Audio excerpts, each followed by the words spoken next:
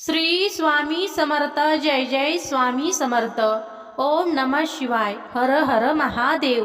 प्रेमळ शिवभक्तांनो, आज आपण ज्या मंत्राच्या पवित्र स्मरणात एकत्र आलो आहोत तो केवळ शिवभक्तांमध्ये प्रसिद्ध असलेला मंत्र नाही, तर त्याचा उल्लेख थेट ऋग्वेदात आढळतो। ऋग्वेदाच्या सप्तम मंडलातील 59व्या सूक्तातील 12वा मंत्र म्हणजेच हा पवित्र त्र्यंबक मंत्र, ज्याला आपण श्रद्धेने महामृत्युंजय मंत्र म्हणून ओळखतो। ओम त्र्यंबकम यजामहे या एका मंत्रामध्ये भगवान शिवाच्या त्र्यंबक स्वरूपाला केलेली अत्यंत सुंदर प्रार्थना सामावलेली आहे। इथे आपण महादेवाकडे केवळ बाहेरच्या संकटांपासून संरक्षण मागत नाही, तर एका अतिशय गहन भावनेने प्रार्थना करतो।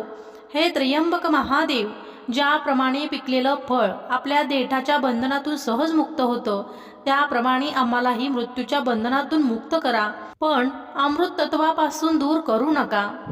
ताईंनो, या मंत्राचा हा शेवटचा भाव खूप सुंदर आहे, कारण हा मंत्र फक्त दीर्घ आयुष्याची मागणी करत नाही, तो आपल्याला आठवण करून देतो की जीवन नश्वर आहे, पण आपल्या अंतर्मनात अमृतत्वाचा शोध घेण्याची भारतीय ऋषींची परंपरा आहे।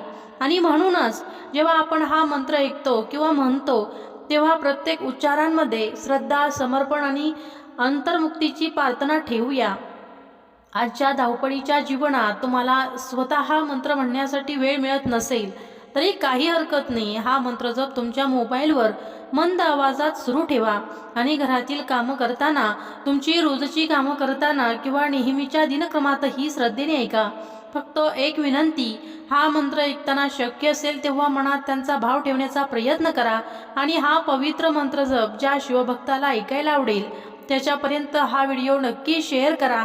कदाचित तुमच्या एका शेअरमुळे महादेवांच्या या पवित्र नामस्मरणाचा स्वर आणखी एका घरापर्यंत पोहोचेल। महादेवाच्या कृपेने तुमच्या मनाला शांतता लाभो, तुमच्या प्रत्येक चांगल्या प्रयत्नांना योग्य दिशा मिळो, तुमच्या कुटुंबात प्रेम आणि समाधान नांदो आणि संकटाच्या काळात तुमच्या मनात श्रद्धा आणि धैर्य टिकून राहो। आणि तुम्ही आपल्या या भक्तीच्या परिवारात नवीन असाल तर अशाच पवित्र मंत्र जपासाठी आपल्या चॅनलला सबस्क्राईब करून नक्की आमच्या सोबत राहा। आता काही क्षणासाठी बाकीचे सर्व विचार बाजूला ठेवूया, मन शांत करूया, भगवान त्र्यंबक महादेवाचे स्मरण करूया आणि ऋग्वेदात आलेल्या या पवित्र मंत्राचा भाव अंतःकरणात ठेवूया। ओम त्र्यंबकम यजामहे सुगंधिं पुष्टिवर्धनम उर्वारुकमिव बंधना मृत्युमुक्षी यमामृता। श्रद्धेने महामृत्युंजय मंत्र जपाला सुरुवात करूया। हर हर महादेव। ओम त्र्यंबकम यजामहे सुगंधिं पुष्टिवर्धनम उर्वारुकमिव बंधना मृत्युमुक्षी यमामृता। ओम त्र्यंबकम यजामहे सुगंधिं पुष्टिवर्धनम उर्वारुकमिव बंधना मृत्युमुक्षी यमामृता। ओम त्र्यंबकम यजामहे सुगंधिं पुष्टिवर्धनम उर्वारुकमिव बंधना मृत्युमुक्षी यमामृता। ओम त्र्यंबकम यजामहे सुगंधिं पुष्टिवर्धनम उर्वारुकमिव बंधना मृत्युमुक्षी यमामृता। ओम त्र्यंबकम यजामहे सुगंधिं पुष्टिवर्धनम उर्वारुकमिव बंधना मृत्युमुक्षी यमामृता। ओम त्र्यंबकम यजामहे सुगंधिं पुष्टिवर्धनम उर्वारुकमिव बंधना मृत्युमुक्षी यमामृता। ओम त्र्यंबकम यजामहे सुगंधिं पुष्टिवर्धनम उर्वारुकमिव बंधना मृत्युमुक्षी यमामृता। ओम त्र्यंबकम यजामहे सुगंधिं पुष्टिवर्धनम उर्वारुकमिव बंधना मृत्युमुक्षी यमामृता। ओम त्र्यंबकम यजामहे पुष्टिवर्धनम् उर्वारुकमिव बन्धना मृत्युमुक्षीयमामृता। ॐ त्र्यम्बकं यजामहे सुगन्धिं पुष्टिवर्धनम् उर्वारुकमिव बन्धना मृत्युमुक्षीयमामृता। ॐ त्र्यम्बकं यजामहे सुगन्धिं पुष्टिवर्धनम् उर्वारुकमिव बन्धना मृत्युमुक्षीयमामृता। ॐ त्र्यम्बकं यजामहे सुगन्धिं पुष्टिवर्धनम् उर्वारुकमिव बन्धना मृत्युमुक्षीयमामृता। ॐ त्र्यम्बकं यजामहे सुगन्धिं पुष्टिवर्धनम् उर्वारुकमिव बन्धना मृत्युमुक्षीयमामृता। ॐ त्र्यम्बकं यजामहे सुगन्धिं पुष्टिवर्धनम् उर्वारुकमिव बन्धना मृत्युमुक्षीयमामृता। ॐ त्र्यम्बकं यजामहे सुगन्धिं पुष्टिवर्धनम् उर्वारुकमिव बन्धना मृत्युमुक्षीयमामृता। ॐ त्र्यम्बकं यजामहे सुगन्धिं पुष्टिवर्धनम् उर्वारुकमिव बन्धना मृत्युमुक्षीयमामृता। ॐ त्र्यम्बकं यजामहे सुगन्धिं पुष्टिवर्धनम् उर्वारुकमिव बन्धना मृत्युमुक्षीयमामृता। ॐ त्र्यम्बकं यजामहे सुगन्धिं पुष्टिवर्धनम् उर्वारुकमिव बन्धना मृत्युमुक्षीयमामृता। ॐ त्र्यम्बकं यजामहे सुगन्धिं पुष्टिवर्धनम् उर्वारुकमिव बन्धना मृत्युमुक्षीयमामृता। ॐ त्र्यम्बकं यजामहे सुगन्धिं पुष्टिवर्धनम् उर्वारुकमिव बन्धना मृत्युमुक्षीयमामृता। ॐ त्र्यम्बकं यजामहे सुगन्धिं पुष्टिवर्धनम् उर्वारुकमिव बन्धना मृत्युमुक्षीयमामृता। ॐ त्र्यम्बकं यजामहे सुगन्धिं पुष्टिवर्धनम् उर्वारुकमिव बन्धना मृत्युमुक्षीयमामृता। ॐ त्र्यम्बकं यजामहे सुगन्धिं पुष्टिवर्धनम् उर्वारुकमिव बन्धना मृत्युमुक्षीयमामृता। ॐ त्र्यम्बकं यजामहे सुगन्धिं पुष्टिवर्धनम् उर्वारुकमिव बन्धना मृत्युमुक्षीयमामृता। ॐ त्र्यम्बकं यजामहे सुगन्धिं पुष्टिवर्धनम् उर्वारुकमिव बन्धना मृत्युमुक्षीयमामृता। ॐ त्र्यम्बकं यजामहे सुगन्धिं पुष्टिवर्धनम् उर्वारुकमिव बन्धना मृत्युमुक्षीयमामृता। ॐ त्र्यम्बकं यजामहे सुगन्धिं पुष्टिवर्धनम् उर्वारुकमिव बन्धना मृत्युमुक्षीयमामृता। ॐ त्र्यम्बकं यजामहे सुगन्धिं पुष्टिवर्धनम् उर्वारुकमिव बन्धना मृत्युमुक्षीयमामृता। ॐ त्र्यम्बकं यजामहे सुगन्धिं पुष्टिवर्धनम्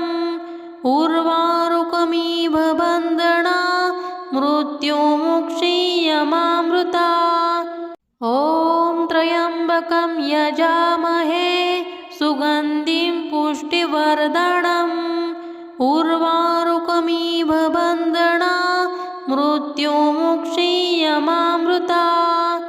ॐ त्र्यम्बकं यजामहे सुगन्धिं पुष्टिवर्धनम् उर्वारुकमिव बन्धना मृत्युमुक्षीयमामृता। ॐ त्र्यम्बकं यजामहे सुगन्धिं पुष्टिवर्धनम् उर्वारुकमिव बन्धना मृत्युमुक्षीयमामृता। ॐ त्र्यम्बकं यजामहे सुगन्धिं पुष्टिवर्धनम् उर्वारुकमिव बन्धना मृत्युमुक्षीयमामृता। ॐ त्र्यम्बकं यजामहे सुगन्धिं पुष्टिवर्धनम् उर्वारुकमिव बन्धना मृत्युमुक्षीयमामृता।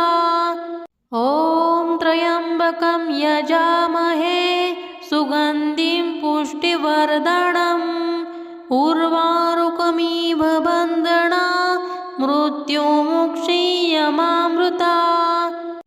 ॐ त्र्यम्बकं यजामहे सुगन्धिं पुष्टिवर्धनम् उर्वारुकमिव बन्धना मृत्युमुक्षीयमामृता। ॐ त्र्यम्बकं यजामहे सुगन्धिं पुष्टिवर्धनम् उर्वारुकमिव बन्धना मृत्युमुक्षीयमामृता। ॐ त्र्यम्बकं यजामहे सुगन्धिं पुष्टिवर्धनम् उर्वारुकमिव बन्धना मृत्युमुक्षीयमामृता। ॐ त्र्यम्बकं यजामहे सुगन्धिं पुष्टिवर्धनम् उर्वारुकमिव बन्धना मृत्युमुक्षीयमामृता। ॐ त्र्यम्बकं यजामहे सुगन्धिं पुष्टिवर्धनम् उर्वारुकमिव बन्धना मृत्युमुक्षीयमामृता।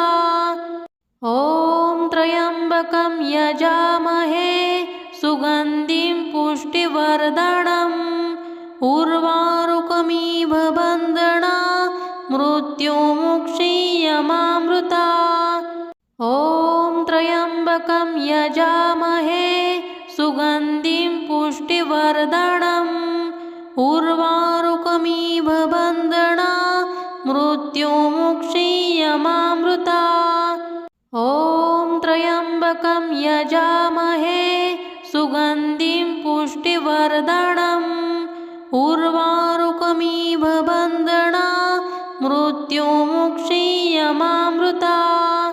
ॐ त्र्यम्बकं यजामहे सुगन्धिं पुष्टिवर्धनम् उर्वारुकमिव बन्धना मृत्युमुक्षीयमामृता। ॐ त्र्यम्बकं यजामहे सुगन्धिं पुष्टिवर्धनम् उर्वारुकमिव बन्धना मृत्युमुक्षीयमामृता। ॐ त्र्यम्बकं यजामहे सुगन्धिं पुष्टिवर्धनम् उर्वारुकमिव बन्धना मृत्युमुक्षीयमामृता। ॐ त्र्यम्बकं यजामहे सुगन्धिं पुष्टिवर्धनम् उर्वारुकमिव बन्धना मृत्युमुक्षीयमामृता।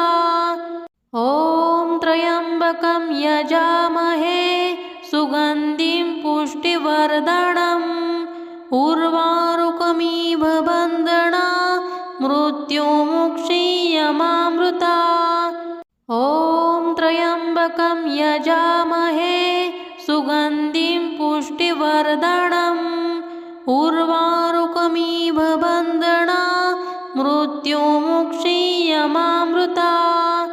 ॐ त्र्यम्बकं यजामहे सुगन्धिं पुष्टिवर्धनम् उर्वारुकमिव बन्धना मृत्युमुक्षीयमामृता। ॐ त्र्यम्बकं यजामहे सुगन्धिं पुष्टिवर्धनम् उर्वारुकमिव बन्धना मृत्युमुक्षीयमामृता। ॐ त्र्यम्बकं यजामहे सुगन्धिं पुष्टिवर्धनम् उर्वारुकमिव बन्धना मृत्युमुक्षीयमामृता। ॐ त्र्यम्बकं यजामहे सुगन्धिं पुष्टिवर्धनम् उर्वारुकमिव बन्धना मृत्युमुक्षीयमामृता। ॐ त्र्यम्बकं यजामहे सुगन्धिं पुष्टिवर्धनम् उर्वारुकमिव बन्धना मृत्युमुक्षीयमामृता। ॐ त्र्यम्बकं यजामहे सुगन्धिं पुष्टिवर्धनम् उर्वारुकमिव बन्धना मृत्युमुक्षीयमामृता। ॐ त्र्यम्बकं यजामहे सुगन्धिं पुष्टिवर्धनम् उर्वारुकमिव बन्धना मृत्युमुक्षीयमामृता। ॐ त्र्यम्बकं यजामहे सुगन्धिं पुष्टिवर्धनम् उर्वारुकमिव बन्धना मृत्युमुक्षीयमामृता। ॐ त्र्यम्बकं यजामहे सुगन्धिं पुष्टिवर्धनम् उर्वारुकमिव बन्धना मृत्युमुक्षीयमामृता। ॐ त्र्यम्बकं यजामहे सुगन्धिं पुष्टिवर्धनम् उर्वारुकमिव बन्धना मृत्युमुक्षीयमामृता। ॐ त्र्यम्बकं यजामहे सुगन्धिं पुष्टिवर्धनम् उर्वारुकमिव बन्धना मृत्युमुक्षीयमामृता। ॐ त्र्यम्बकं यजामहे सुगन्धिं पुष्टिवर्धनम् उर्वारुकमिव बन्धना मृत्युमुक्षीयमामृता। ॐ त्र्यम्बकं यजामहे सुगन्धिं पुष्टिवर्धनम् उर्वारुकमिव बन्धना मृत्युमुक्षीयमामृता। ॐ त्र्यम्बकं यजामहे सुगन्धिं पुष्टिवर्धनम् उर्वारुकमिव बन्धना मृत्युमुक्षीयमामृता।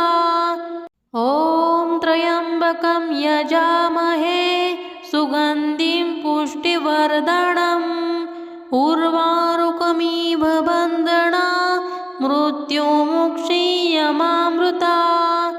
ॐ त्र्यम्बकं यजामहे सुगन्धिं पुष्टिवर्धनम् उर्वारुकमिव बन्धना मृत्युमुक्षीयमामृता।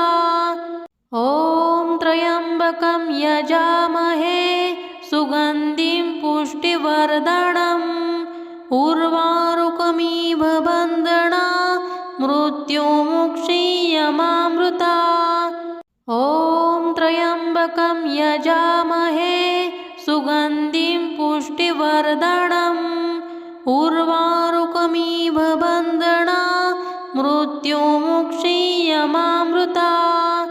ॐ त्र्यम्बकं यजामहे सुगन्धिं पुष्टिवर्धनम् उर्वारुकमिव बन्धना मृत्युमुक्षीयमामृता।